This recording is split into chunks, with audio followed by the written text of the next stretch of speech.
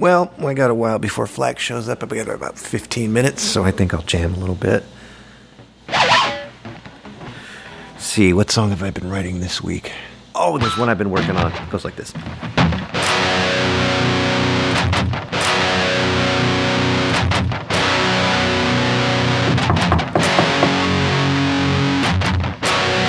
Sounds like something else, though. I can't really work on that. Here's another one I've been working on here. Boom, boom, boom, boom.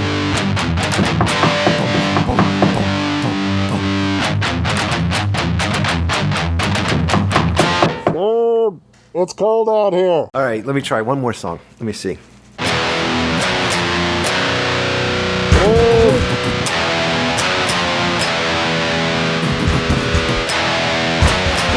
Dude, I'm coming.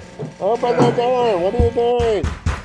Dude, I'm coming. I gotta go to the bathroom. Come on. I am so sorry.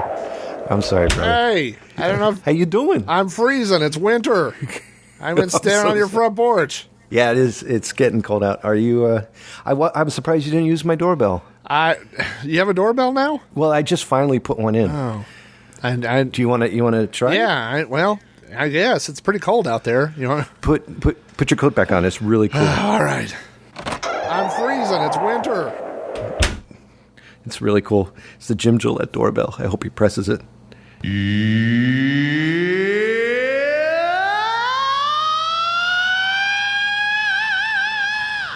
What'd you think, man? Is there somebody getting killed inside here? What is going on? That was Jim Gillette from Nitro. I had it programmed into my doorbell. I couldn't. My ears are frozen. It was tough to hear through the door there.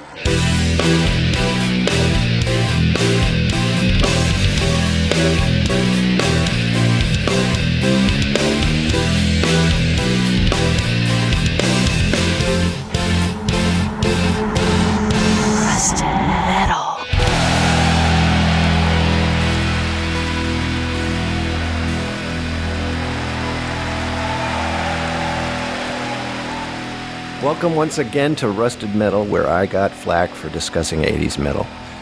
I'm your host, Zerb, and with me once again is my great buddy, Flack. How you doing, buddy? I'm doing good. I'm still thawing out a little bit from... you got to get that doorbell fixed. It sounded like a banshee. Who was that again? that was Jim Gillette. And from Nitro, and yeah, he's married to somebody important. That's true. He is married to Lita Ford. We should do Nitro on that when we get to the letter N. We should. I don't know. They have enough material. Like two albums or something. Something of that nature. Yeah. Tonight's band is the one and the only Anthrax. What?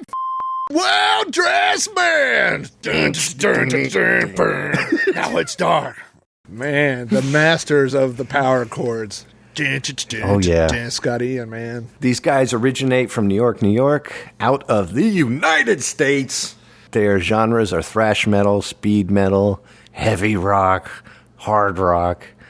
They were active they are active. Yes. 1981 to present. And they've been on Megaforce Records, Island Records, Elektra Records, Sanctuary Records, Nuclear Blast, which I've never heard of before, but I guess that's lately. And their website, of course, is anthrax.com. Their members are Scott Ian, Charlie Benante. How do you say his name correctly? I think it's Benante. Benante. It sounds like Beyonce. And Frank Bello, Joey Belladonna, my favorite singer out of all of them, and Jonathan Bernays. Jonathan rotating guitar slot. Denies. Yes. Yeah. For now. Jonathan, not Danny Spitz. Denice. Yeah. Token guitarist. Yeah. Jonathan Denice. So, when was the first time you've heard of these guys? First time I heard of Anthrax was pretty close after Spreading the Disease came out. I had a friend of mine named Lewis who... I don't really think of Lewis as being a metalhead. Like, he wasn't a metal type guy, you know? But he was one of my skateboarding buddies. And so Lewis had like 2 or 3 cassette tapes. So I would get a ride over to Lewis's house, and he had a big boom box. And so he had the Violent Femmes, and he had the soundtrack to Colors. Wow. Colors. Colors. And he had anthrax spreading the disease. And so we would just rotate through these tapes and out in front of his house and skate until the mosquitoes came out, or we were all bleeding. whichever came. We were either bleeding from mosquitoes or from trying to learn how to ollie up curbs, one or the other. Spreading the disease, and that's, I guess, technically it's the second album. I'm sure we'll talk a little bit about that weird. There's a weird first album. I think of it as being weird. It doesn't feel like Anthrax. You know the history of how Anthrax began. So Anthrax was founded by Scott Ian and Dan Lilker. Dan Lilker got fired after the first album. I'm kind of getting ahead of myself, but Scott. I can't wait to hear this. So the band was Scott Ian and Dan Lilker. They Scott Ian on guitars and Dan Lilker on bass, and they basically wrote the entire first album, more or less. They wrote everything. They had Charlie on drums, who's been there forever, and they had a lead singer. And Danny Spitz, the guitar player who was there with them for a long time. A lot of people know Danny Spitz. A lot of people just knew him as the guy with the Teenage Mutant Ninja Turtle guitar in the videos. And they had a lead singer named Neil Turbin. And of course, like a lot of these bands we're going to talk about, there were a lot of people that came and went before their first album, But basically, that was the original lineup. And then they recorded their first album, which I don't know. I'm sure there will be some hardcore metalheads listening to the show that'll be like, oh, yeah, I was into them when the first album came out. But as far as Three Little Piggies. Yeah, I can't imagine anybody was into this album. But their first album was called Fistful of Metal. And yes, yeah, and the only reason people know it is because on the cover is that guy getting punched in the face with that one. I remember, yes, with the fistful of metal. And as the story goes, there was a journalist who had written some reviews of the band, and he kind of went to the band's management, John Zazula, who a lot of people know through Johnny Z, through MOD, and he did a lot of New York recording, and basically. That guy was like, listen, you got a good band, you got to ditch that lead singer. So he was pretty influential on them getting rid of Neil Turbin. But the funny thing is right after the album came out, Neil Turbin fired Danny Lilker on bass without asking anybody. He didn't ask Scott Ian.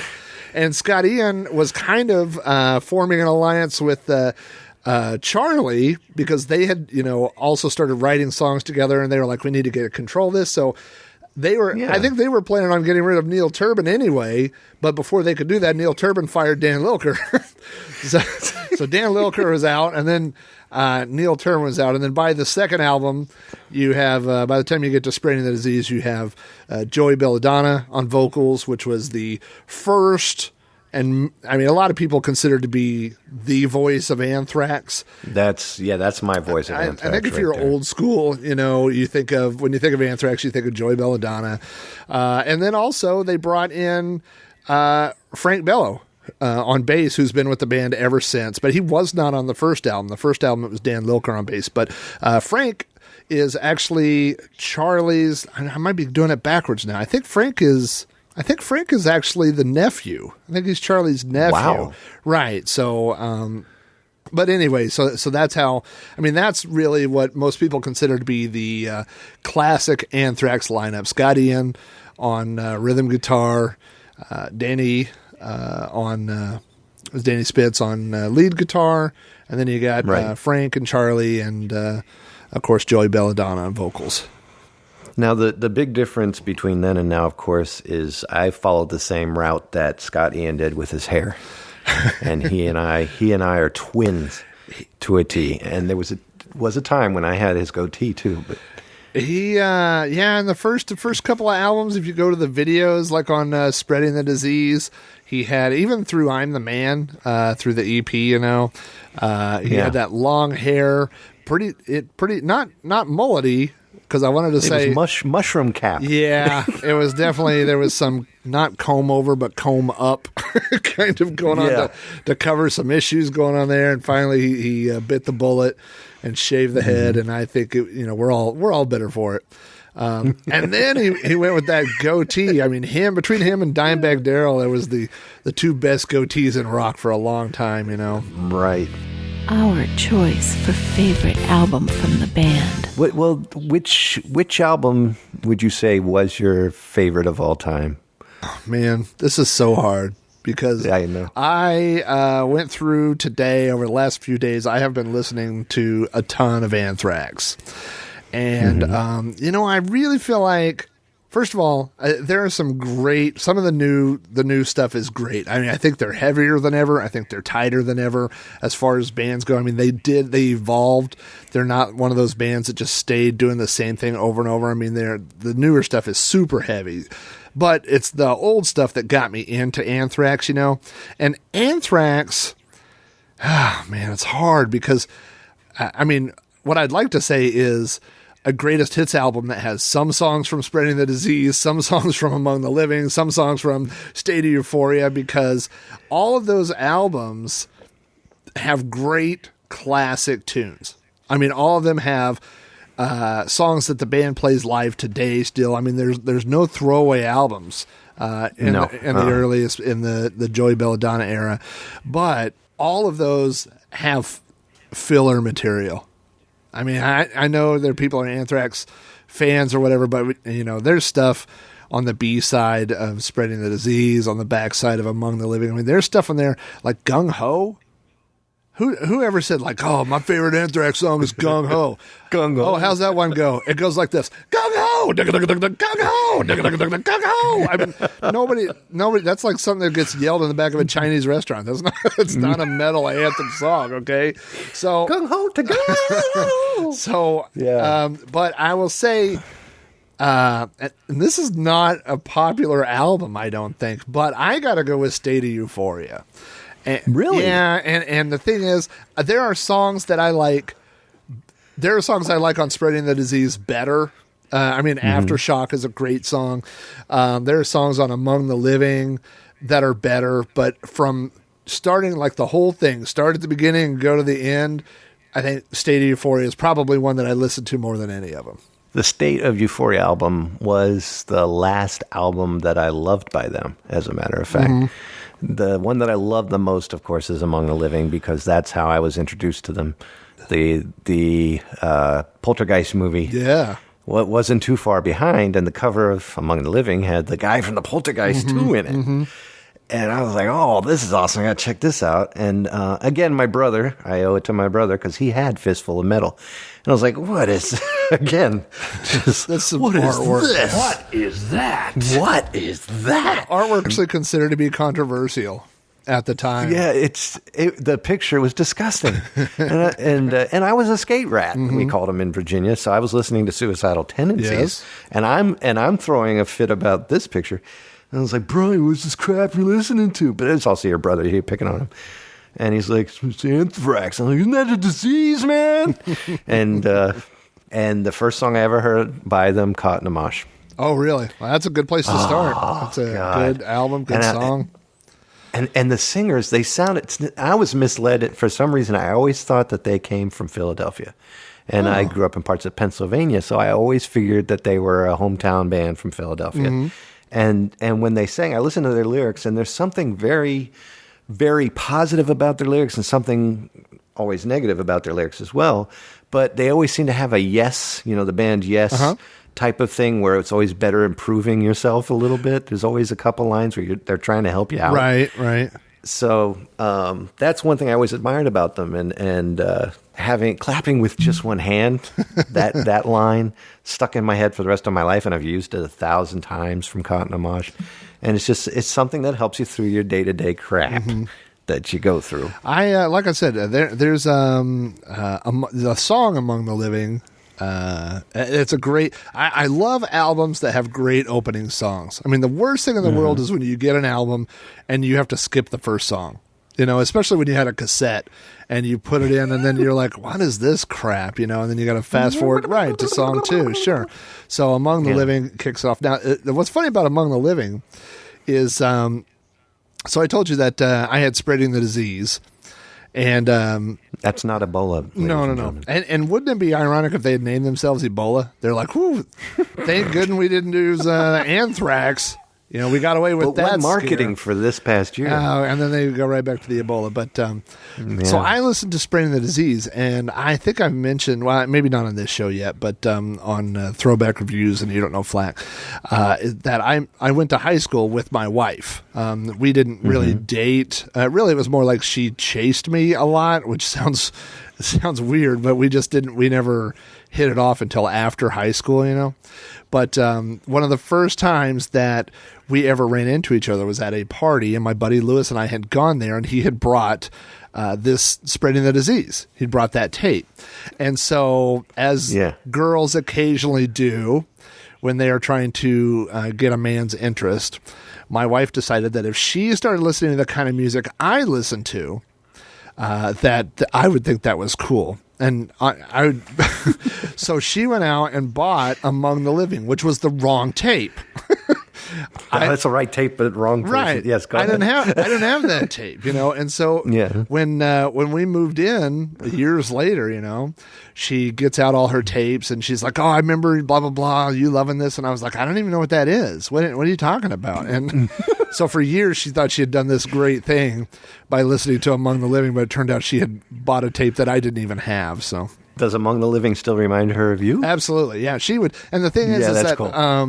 there are so many albums that I grew up with that I resonate with that it's amazing that I will, like my wife's birthday is on the 26th and my daughter's is on the 28th. And I always have to think, okay, I knew my wife first, so her birthday comes first. And I have this little thing to remember which is which, But you throw in these old Anthrax albums, and it's like the lyrics just come back to you, the little riffs or whatever, except for Among the Living, because I didn't have that one growing up, But if that comes on, then my wife is instantly, she starts beating on the steering wheel, and she's like, "Caught in a mosh." I mean, she's all singing when we're driving. And so those are the ones that... Awesome. And what's funny is, if you knew my wife and her friends, her social circle, she... was like in Girl Scouts, and she did all these things. So her friends were not fans of Anthrax, and I'm sure they did not appreciate my wife driving around in her mother's Hyundai Excel, caught in the mosh, cranking Indians and whatever, So why don't you go ahead and give the web addresses to the two sites you mentioned? Oh, well, You Don't Know Flack. You can get to that at podcast.robohara.com, and it's just a whatever I'm thinking about at the time that's retro related. It started out being retro technology podcast, and I've done all different kinds of shows. I did an entire show on backmasking in music and stuff. That was kind of fun. So that's cool. Yeah, just all kinds of retro old things from my past. And then of course there's Throwback Reviews, the show that you and I do with Sean Johnson. Mostly we've done movies, but occasionally we venture out and we did a show on cartoons once and on retro toys and some different things like that. But all those you can find over at throwbacknetwork.net, and I'm going to be adding this show as well to Throwback Network, which is it's just an awesome place to go for retro podcasts. Can I show you my gratitude for adding that? All right, here we go. All right, it was better with the shirt back on. I gotta go get new underwear. All right, me too. Okay, so we talked about Spreading the Disease, Among the Living, State of Euphoria, and then there's a fourth album with Joey Belladonna on vocals, Persistence of Time, and that's like a transition kind of album. I don't know a lot of people that say that's my favorite Anthrax album. It's like it's getting them out of the thrashiness. It's not quite progressive metal. It's not straightforward heavy metal. It's not, it's just this weird transition thing. There's some good songs on there, but it's like heavy rock and roll. I don't know what it is, man. I just and you know what? This is a dumb thing. Okay, you ready for this? I'm ready. I'm good at dumb things. All right. I don't like clocks. Is that weird? Those bastards. I don't like I don't wear a watch. I've never worn a watch in my life. I don't like grandfather clock. I mean, I never got, attacked by a clock or anything, but I'm just saying, I'm just not, I don't know. It's a weird thing. Okay. So it's this whole themed album about clocks and time or whatever. And I'm like, really? I don't even I don't know.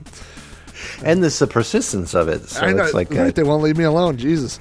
Right. Get off my back, stupid clock. So anyway, after that, I mean, you got 4 pretty solid albums in a row. You got good songs on all of them. And then the band says, you know what we should do? We should fire our singer. I got an idea. Right. That's what I think. Scotty Ian just woke up one day and they were like, Joey Belladonna, you're out. And so they kicked out Joey Belladonna, which, by the way, is the voice of Anthrax. Okay? Yeah. And they brought in John Bush from Armored Saint. And John Bush has a completely different voice than Joey Belladonna. First of all, he's at least an octave lower. Maybe 2? I don't know. I mean, it's just a different voice. He is pretty low. Joey Belladonna, I mean, if you're not an Anthrax fan and you're listening to this, first of all, you are a bored person. But second of all, Joey Belladonna is like, caught in a mosh. And John Bush is like, down in Potter's Field. it's like way lonely. And so I think this is my I don't really know, but I mean I've read bits and pieces or whatever, but I think Scott Ian, and I put the whole band, I just call Anthrax Scott Ian. I'm sure the other people have input, but Scott Ian is always trying to push Anthrax forward. You know what I mean? He's always doing things to promote the band. He's always growing the band. He's always the product, the identity of the band. Joey Belladonna's voice is 80s metal. It's that high-pitched, a lot of vibrato, a lot of, just being out there. It's energetic too. Yeah, he was like a heavy metal cheerleader voice. Yeah. He pep rallied you while you were singing, like, yeah, you got in there. I mean, he was a good front man, I thought, but I don't think that's where. I mean, they weren't ever going to be 90s type metal with that voice. No. You know what I mean? It's not going to work. And so they get John Bush in there. And so this is kind of that weird thing that we talked about before, like with AC/DC, where people go, well, the real voice was Bon Scott. But Bon Scott was the lead singer for a short period of time, relatively, compared to the band's lifespan. He was the lead singer for 7 years, and Brian Johnson's been the lead singer for 34 years. You know what I mean? So Joey Belladonna, he's on the first you got Neil Turbin on the first album. Then you have Joey Belladonna, lead singer on 4 albums. John Bush is the lead singer on the next 4 albums. Yeah. So, but this is where things get... And by the way, I don't know are you not a fan of the John Bush era? Not at all. Right after Persistence... Well, I'm with you on Persistence of Time to an extent. There's 3 songs, I think, that I can really enjoy on there. And one of them is an instrumental, right? Yes. That ding, ding, ding, ding, ding, ding, ding, ding, ding, ding. I love that song more than any other song on that album. And I got away with telling my daughter that Time, Time, Time, Ticking in My Head was actually a go-go song at one time. And I wasn't sure, but it sounded like it, so I made it up, and I'm sorry, Kate. But the truth be told, John Bush came along, and I did hear like one clip in 1993 of the sound of White Noise, and just lost interest. And I was like, okay, I don't know why they kicked him out, but okay, there goes that band. So I marked them off. Yeah. I mean, as they go through, I think it was Volume 8 or I don't know, maybe Stomp 442, where they actually got, like Scott Ian got Dimebag Darrell to, play guitar on some of the Anthrax songs. And they started having, I mean, they've always had, I didn't know that. Yeah, they've had street cred, you know what I mean? And so, yeah. Well, I'm just saying they weren't viewed as like posers or whatever. I mean, they're one of the big 4, Anthrax, Slayer, Megadeth, and Metallica. I mean, that is, so they definitely have got respect from other musicians and stuff. So I think that was the John Bush thing. But now here's where stuff gets weird. You can't have your Anthrax and eat it too. I don't know why you'd want to, because I can't imagine a bowl full of Anthrax would taste delicious. But with A1 sauce, anything tastes delicious. So this is what happens with every band that gets rid of their old lead singer. See Van Halen, see a million other bands that this happens. You get the new singer, and then eventually the fans are like, you know what, we like the old singer. And by the way, there is a disastrous, in my opinion, disastrous album.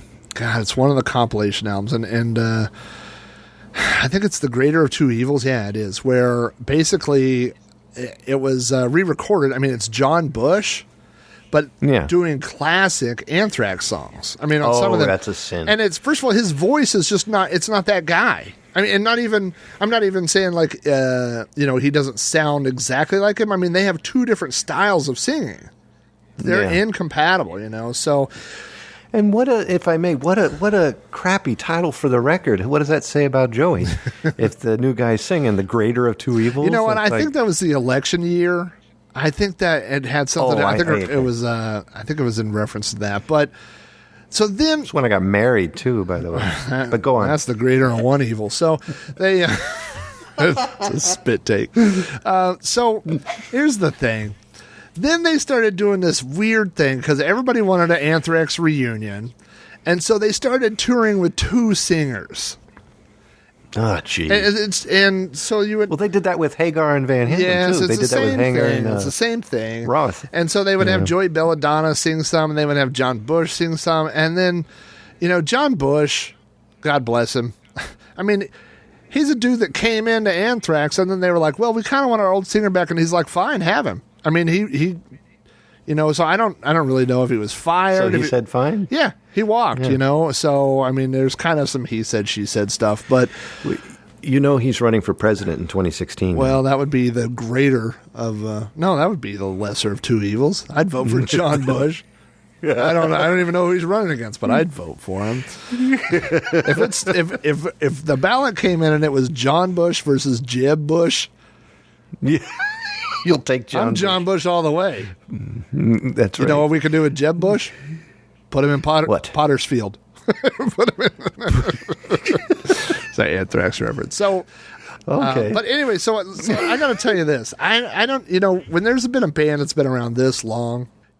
When I looked up the discography, I was kind of surprised. It was like, okay, there's basically 10 studio albums.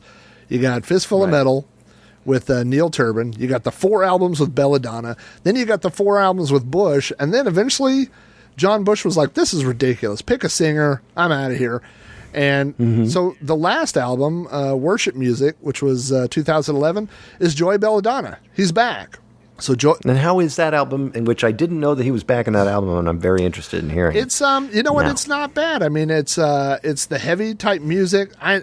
And he's dropped some of the over the top vocal stuff, so it fits a little better. Yeah, you could, and it still sounds like him, But in fact, I've been reading Anthrax is in the studio and they've been working on stuff. So I mean, I think Scott Ian's always doing stuff, but those guys are always busy. You know what I mean? So yeah, but definitely. But what I was going to say is, so basically, there's 10 studio albums, but if you look at the discography, there's like 20 something albums for a band that's not commercially that big. I mean, obviously they're big in the metal world, and they're big, I mean, like back in the Headbangers Ball days and stuff like that. But my guess is you go ask anybody you work with, name an Anthrax album in the last 15 years, they're not going to be able to do it. You know what I mean? Or I mean, it's just not mainstream type thing. They have so many live albums. They've got 5 live albums. They've got 4 compilation albums. Anthology is my favorite. And it is good. That's good. And then on the EPs, there was Armed and Dangerous, which was came out right after or right around the time as the first album. In fact, you could get the first 2 albums. You could get Fistful of Metal and Armed and Dangerous on the same CD. You've got I'm the Man, which we got to talk about. Definitely. But then there's that summer 2003 one. There's the Anthems album. I mean, just so. And then I looked up on Wikipedia because I'm like, I know I've seen like a couple of different Anthrax DVDs or home videos, that have like all their videos. They have 11 DVDs. I didn't know that. I did. I had one of them. Yeah. Oh, it was live somewhere. It was. I think it's their first live, and I should say VHS tape. And I had it. I think I bought it when I was 17 years old, and I played that like daily. But I loved that video growing up. There's good. God, I love that video. Yeah, and the early stuff. I mean, as far as music videos, there was quite a bit on MTV. I remember. Well, definitely from Among the Living. you used to see Yeah, on there was a lot MTV from Among from the Spreading the Disease. There was Madhouse, which I really, where they were basically playing in that mental institution or whatever. Yes. And then It's a madhouse. and then State of Euphoria. There's a ton of stuff, and that was Antisocial was off that. I'm just trying to think here. Yo, Ranty had that. There's this. The Not Man. Yep. That was Ozzy. So let's talk about, real quick, I'm the Man. Are you a fan of the song? I'm a huge fan of the song. I don't like the master clip from Metallica. I didn't like Sam Kinison voice. It was neat, and it was trending at the moment. And that's the thing; it gets annoying. Otherwise, yeah, I love the words, and the way that they set that up was pretty funny. So I have on my phone, I put the clean version. The EP. There's the clean version, the dirty version, and then the live version. Right. And so I have the clean version on my phone. So in the car, my kids think that's funny. They love that song. But you were a big fan of it? Oh yeah, I loved it. It was a great EP. I mean, of course, at the time, I don't remember when this came out. I remember I was working at the concession stand, so I didn't have a lot of money, and I remember being a little miffed, like, oh, there's a new Anthrax cassette, and you get it home, and there's 6 songs on it, which I don't think I knew the concept of what an EP was. There's 6 songs, and 3 of them are I'm the Man, so... and I'll tell you this, too. Well, probably, I'm just going to make a prediction that during one of our B shows that we may be talking about Black Sabbath. Oh, yeah. I would imagine so. But this on the I'm the Man EP has a live version of Sabbath Bloody Sabbath, and I was not familiar with Black Sabbath. It's funny because if you think about it, he does have similar tone range, as Ozzy, so it I mean, I think they do it justice, but and then there was the 2 songs, I'm trying to think what else on there, Cotton Amash, and there's something else that's live. I think it's Among the Living is also on there. But I think so. So that was my only exposure to those songs for years until my wife changed brought Among the Living into the house. The thing that I liked about it, the cassette it was one of my first cassettes I bought. All of a sudden, I've got my New York accent going here for no reason whatsoever. I bought that cassette, and the cover of the cassette was sideways compared to the regular up and down. Do you remember that? Yeah. And that always freaked me out. And I think I'm stuck this way for the rest of the show. I'll tell you something funny, too. Did you ever join, when you were younger, the cassette clubs? Like where you? I tried once and screwed it up royally because I didn't pay I paid the penny, but nothing afterwards. Yeah, you have to buy the stuff. Yeah, they don't have that anymore. No, well, of course not. Yeah. They should make a digital downloads for a penny. Exactly.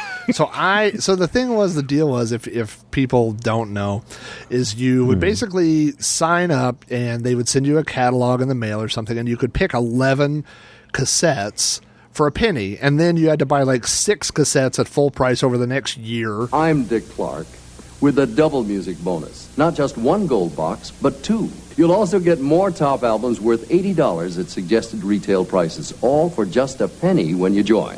All this music is right here in the double gold box ad. Choose from over 400 albums. And where you saw 1 gold box in the coupon, you'll now see double. 2 gold boxes. Fill them both in and get 2 bonus albums along with the other albums of your choice for just a penny. So look for the Columbia Record and Tape Club Gold Box, double gold box ad in your Sunday newspaper. And the full price was $89. No, it wasn't bad. No, they I'm were kidding. too bad. But 17 or something. I don't know. Wasn't it? I don't think they were that high, but it could have been. But the thing was, when you got them, they were like duplicate. They weren't like the originals. For example, I got Persistence of Time through that, and I got, I think my copy of, not I'm the Man, but I think I maybe do have a copy of Among the Living, but inside there's no liner notes or anything.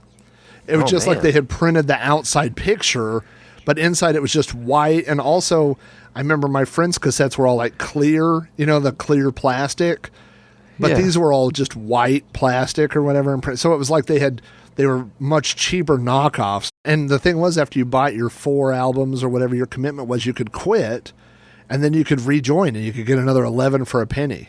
And I built up pretty cool. hundreds and hundreds of cassettes through middle school and high school doing that. just tons. And so Anthrax was one of those. But That's pretty awesome. No, I missed that. So- and I was thinking about that recently. so the thing about I'm the Man, and even with State of Euphoria, is Anthrax never fit like the image of the heavy metal guys. I mean, if you think like the Big Four or whatever, like Slayer, and Slayer just had like blood that came down, and they had the big metal spiky bracelets and pentagrams and all that. And then you got Anthrax. The first time you see them, I mean, if you see them in I'm the Man or whatever, they're all wearing jams, like bright color shorts. And, we talked about Danny Spitz's guitar with the Teenage Mutant Ninja Turtles on it. Just laid back dudes. Yeah, they were just, and so I don't know if that worked for him or against him. I don't know. What do you think? I think it worked for him because they were the opposite of bands like, well, of course they were heavier than Twisted Sister or anything like that. But they followed the line of Metallica. They just stayed who they were without having to wear a whole bunch of costumes and junk like that. They had their little mascot, Yes. but they didn't go out there and overdress, overdo, and over everything. It was just about the music. But even Metallica would have like black shirts, black pants, black wristbands, that sort of thing, except for Cliff would always have bell bottoms or whatever. But I think like let me put it this way, they were the exact opposite of what Motley Crue was going into. Sure, with right. The leather makeup pants, and the whole. So if you wanted to escape that. Yeah. So it's definitely more, clothes I could relate to, but. Exactly. So if there was a time in this country when people were committing terrorist attacks, and they were doing this by mailing anthrax, supposedly. So if you put some white powder in an envelope and you would mail it to Congress or the White House or whoever. And so people were putting anthrax, and this became a problem for the band. And I'm sure I've read that Scott Ian in high school was looking through his biology book and saw the word anthrax and thought it would be a cool name for a band. And so that's where they got the name. I'm sure they never thought in a million years that someday this might become a PR nightmare. I remember them talking about this on CNN. They're like, there's even a band called Anthrax. I'm like, there's been a band called Anthrax for 20 years, you dummies. Yeah, that's well before we decided to start sending it to Congress. Yeah. So we should rename this show the Ebola Blues podcast or something. Ebola metal. Ebola chili. And then Ebola. Yeah. But yeah, so that was like a thing. And they said like, it was like it was around 9/11 and all that stuff. They said, we're patriotic and we're not changing the name. The terrorists can't bring it, which I don't think the terrorists were really like, that was their,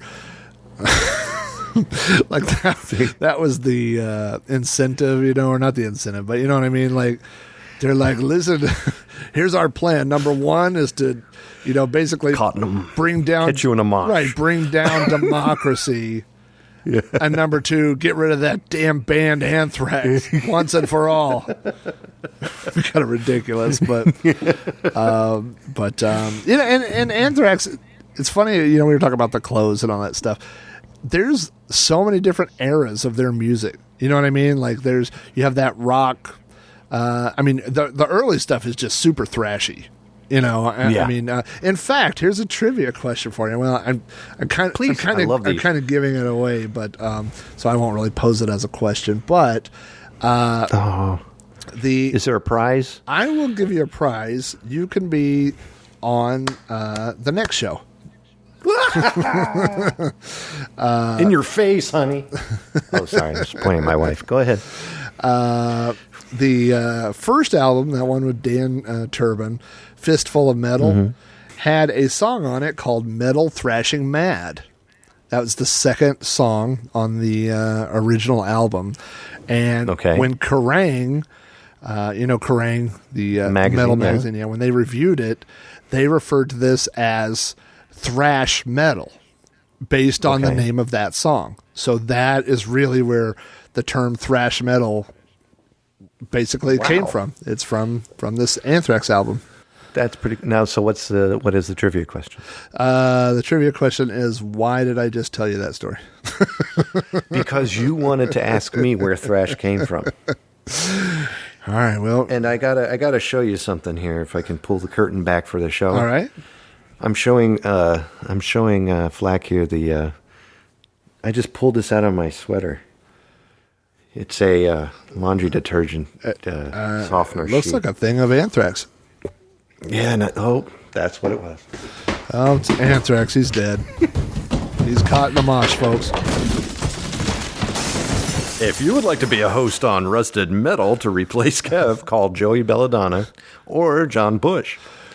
What was it spreading? No, it's not spreading the disease. I think it's probably State of Euphoria, where all of a sudden it was like every band, like if you like Metallica, let's say. Yeah. Because that's my go-to band. Every time we need an example, I go to Metallica. It is. It's the center Right. of metal. I'm Yeah. like, okay, what are their songs about? Okay, you got the Power Lord, you got the, Ride the Lightning, you got all these things that are like, and then in Anthrax, it was like there was they had Misery, which was based on the Stephen King book Misery. They had Right. that whatever that last song is on State of Euphoria, where he's like, I drink 3 6-packs just so I can look at your face. I was like, just finally. yeah, That's finally. Yeah. There's just, and I'm the man. So they didn't seem to take the metal, the imagery. Rules of engagement. Right. You know what I mean? Like, even I remember thinking at the time on Spreading the Disease, what was that? Medusa. Yeah. I'm like, are they really, like, is this really about Medusa? Or is this like some kind of weird metal metaphor for like, but no, it was just about Medusa, Yeah. So I don't know, they were always kind of a little different lyrically, I thought. They were the party animals of the metal scene. They were different. They didn't follow that brick, and I'm very glad that they didn't follow the route that everybody else did, where you had to have these, Cthulhu gods to sing about, and Right. all of that stuff, and I kind of appreciated that because of you got like the mythical metal bands. Then you had the, Yngwie Malmsteen type of bands that would just, hit constant pentatonic Right. scales. A million notes a minute. And then you had these guys, and they were just like, hey, come on and jam with us. Ding, ding, ding. Caught in a mosh. It was pretty cool. You said the party animals of the metal scene, and that reminded me, I was going to mention SOD.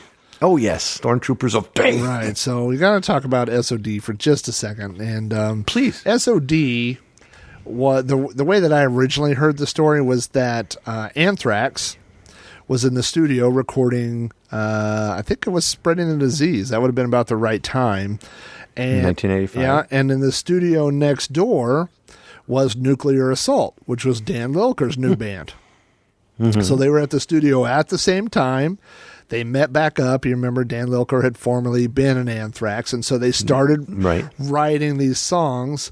And I don't remember. I want to say it was Charlie. I'm sure it was Scott, but they had been drawing these doodles of this guy that they kind of dubbed Sergeant D. And Sergeant D was just this big, racist, evil, skeleton-looking guy or whatever. And so they just started writing all these funny lyrics about like things Sergeant D would say or do. If you want to look up the lyrics to Sergeant D is Coming and You're on His List, and that's a great song. But they just started churning out songs, and Speak English or Die, which is on there. I remember that one, yeah. I didn't know about SOD for a long time, but basically they got together and in less than a week they recorded the SOD album. So it's Wow. Dan Lilker, Scott Ian, Charlie from Anthrax, and then they got Billy Milano to come in. And it was supposed to be a one-off joke thing. Nobody was supposed to know who it was or whatever. And it probably would have flown under the radar, but if you were a fan, like I was, of Headbangers Ball, Yes. and all of a sudden there are all these little intro music clips loading the show in, the Milano Mosh and, the beginnings of all these songs. And people were like, what is that music? And eventually they figured out it was SOD, and people went and bought the SOD tape. And SOD, Billy Milano basically, SOD, I think, got together. They played a couple of shows or whatever, and they actually had a reunion thing years later, but then Billy Milano took SOD and ran with it and later became MOD and Right. and had a whole separate life of its own. But that little time frame, SOD was not to be taken seriously. No, not at all. And I also had a cassette of that, and that I skateboarded with, along with the Suicidal Tendencies tape. That's it. So yeah, It is it was a skateboarding tape. Yeah, and it's just that era. You know what I mean? It just that Yeah, music. exactly. It was right for that time. Could you still do that now What's that, skateboard? with SOD? In yours? No. Well, I can't skateboard, so I could at the time. Now I'm too afraid of. Now I have to pay my own insurance premium, so it's not quite as much fun anymore. But I don't think I could do it without "Let It Go" from Frozen in my head now, because that's what's become of me. Time to go. Well, what are your final thoughts on Anthrax and all? Yes, man, I don't know. They're such a classic band, and I feel like those early albums were so good, and then the later ones with John Bush, and it's not Anthrax's fault. It's not you, Anthrax. It's me. I feel like that they started sounding so similar. Right. That it's just kind of the same thing over and over, so I feel like I owe it to them to go back and maybe listen to those a little bit more and put that in, and I definitely want to hear what they do in the future, especially with Joey Belladonna back and everything. It's that never going to sounds be nice. the old stuff. And that's my favorite era, that 80s and up to the early 90s, I guess, of Anthrax, but they're still recording, so I'll definitely, when the new album comes out, I'll definitely pick that up. So I'd say I'm still a fan. Oh, definitely. I'm with you 100%. I've even listening to them today just to get prepped up for this show brought back 1,000 memories, and I've listened to them recently in the car less than a month ago. Listening to the Anthology album with all the music on there, and there's just nothing. That drummer is amazing. Oh yeah. Just fast, clean, and delicious. There's nothing better than them. And if you've never listened to Anthrax, I highly suggest you pick up that Big Four Blu-ray or DVD or whatever, the Big Four concert, because they sound great on that. They're playing all of their songs. And then you've got, Megadeth, Metallica, Slayer, and you can enjoy that as well. And it's just a great way to introduce it's yourself really to good. them. And it's updated. It's lately. And of course, he's not singing as good as he could back then. And he bought a wig that matches what the hair looked like back in the 80s. So you can enjoy that. Is Danny Spitz back on that, or is that when his replacement? And I don't know if he's replaced or not. It looks like him, but again, I can't tell. I don't remember. He left the band. Here's some irony for you. After Persistence of Time, he left to go. Because he was like an understudy. He went and studied with a master watchmaker. Persistence of Time. Yeah, he dropped out of the metal scene and became a master watchmaker. And he did rejoin Anthrax for some of the reunion shows or whatever. But that was kind of his thing. And now he has his own band too. I just read that not too long ago. I don't know I've never listened to it, but you know how these guys are. They get out, and I think they get in because they love the music, and then they find out that they hate the business. Yeah. And they get out, so. And that makes sense, too, because it can get ridiculous being bought and sold like a commodity. Tonight I'm going to end the show with this awesome dude who plays, and I said dude, his name is E-Rock. I downloaded 82 songs from his website Holy cow, you told me about this guy. I haven't got a chance to listen to this yet. Well, I owe all this to Sean Johnson, our guest host. No, he's not a guest host. He is the main host of Throwback Reviews, and Rob and I are his little minions.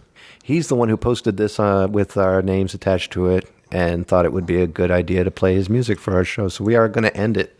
His name is Eric E-Rock, which is his nickname and what he goes by when he plays. Eric E-Rock Calderon. And he started playing guitar in 2001. He went to college for classical guitar at the University of Tampa in Tampa, Florida, for orchestration, for TV and film at Berkeley. Wow. Hello. And he grew up listening to Paul Gilbert, Jason Becker, Sean Lane, Tom England, Michael Romeo, Ingwe Malmsteen, Andy James, just to name a few. He's currently a teacher and he does a ton of YouTube videos, and he like writes a song every 5 minutes. He turns songs we know into metal songs. So I'm going to give you a choice of what we're going to play, and I'm not going to go down the list of all 82 songs that I downloaded today from his website, which you can too, and I'll give you the website in a second, but I'm going to let Rob pick the song.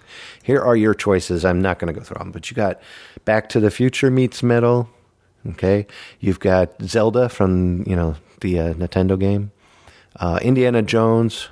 I have a feeling he's going to pick the last one I say, folks.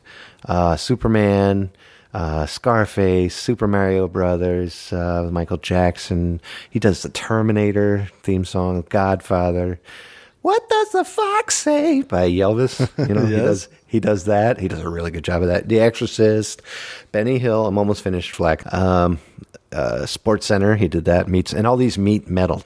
Each title meets metal, so he turns them all into metal songs. Livin' La Vida Loca.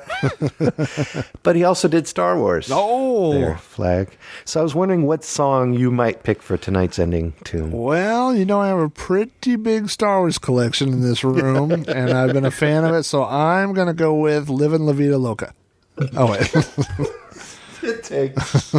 Oh, gosh. By the way, I have uncanny timing. I wait for the punchline right when he's taking a drink every time. That was great. No, I think Sam I'd have Adams to go all over. with the Disney. Oh, I hope Disney doesn't come after him. Oh, that's true. They got a lot of liars. So let's go ahead and let's get it on the show before they take it down. Let's hear that Star Wars. That's true. And that's what we'll end the show with tonight. Mr. Eric E. Rock Calderon playing Star Wars. And you can find this gentleman at www.shredguitareric.com. Flack, thank you so much for coming along. Hey, thanks, man. This is always fun, and we're going to, next week, I think we should go with Black Sabbath. I agree. Next episode will be Black Sabbath. If you can do it, we can do it next week. Whenever. I'm ready to Okay. rock anytime, baby. Definitely. Next week, we're going to be speaking of Black Sabbath, and we're going to tell you everything that we love about them. Thank you guys so much for listening to this week's Rusted Metal. Please join us next week when we listen to another metal band from the 80s. And until next time, it's Flack saying, Rock and roll.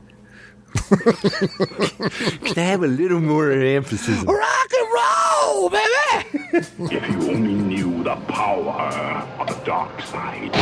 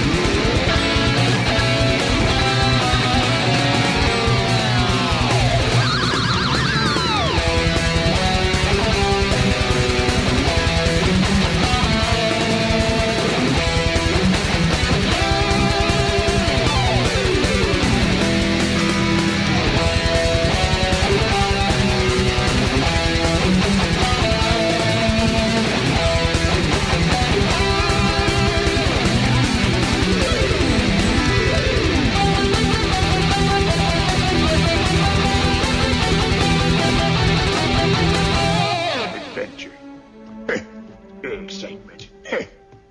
Jedi craves not these things.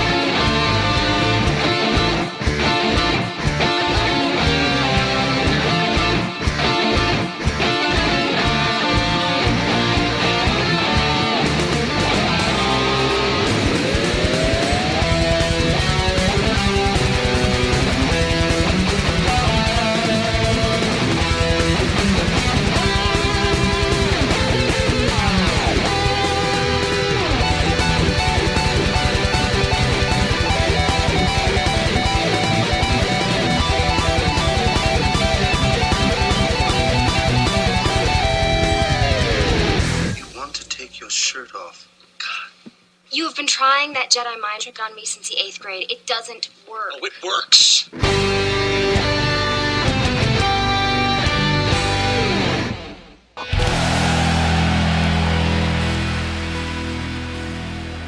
All of Zerbinator's music and podcasts are under the Creative Commons license, which allows retelling and rebroadcasting as long as the author is notified and credited.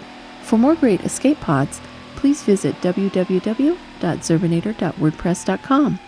If you would like to contact Zerbinatorland, you can send an email to instrumentally@gmail.com or give us a call at 571-408-ZERB or 9372.